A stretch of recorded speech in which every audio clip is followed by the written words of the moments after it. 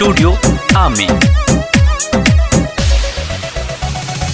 पढ़े जब आइले तो तंग करेला, हमारो पढ़ाई के तू भंग करेला। चिड़िया तो उड़ गल, पिंजरा कहानी हरले बारो।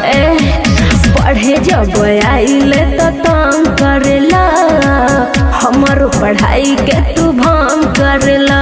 बात तो पूछता नहीं सुनो हम तो निधि के हो। बात पूछता नहीं सुनो हम तो निधि के हो। बोलो का हाल बात हरा दीदी के हो। बोलो का हाल बात हरा दीदी के हो। ठीक बा हो।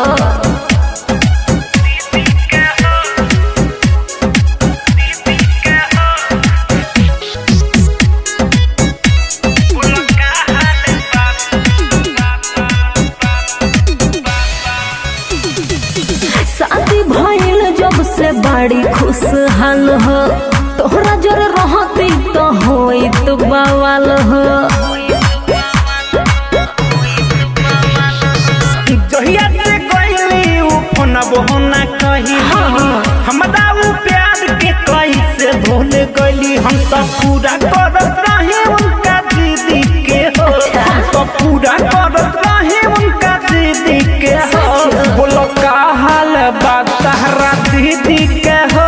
बोलो का हाल बात तहरा दीदी के हो। अरे ठीक बड़ी। म्यूजिक बाय विकास बिहारी।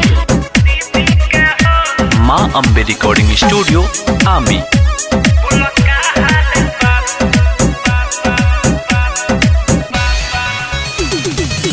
अजित बाबू तू अभियो संभल जा, प्यारे अपन भूले खातिर बहरा तू चल जा। बोला ये नेहा हम कैसे भूलाई। सूरज कमलेश से हम कहा देखाई। विकास विपिन नितेश मिले गोले ईदी के हो। विकास विपिन नितेश मिले गोले ईदी के हो। बोला का हाल बात हरा दीदी के हो। बोला का हाल बात हरा दीदी के हो। ठीक बड़ी, उहो तो तहार समाचार पूछते रहेली फोन करके।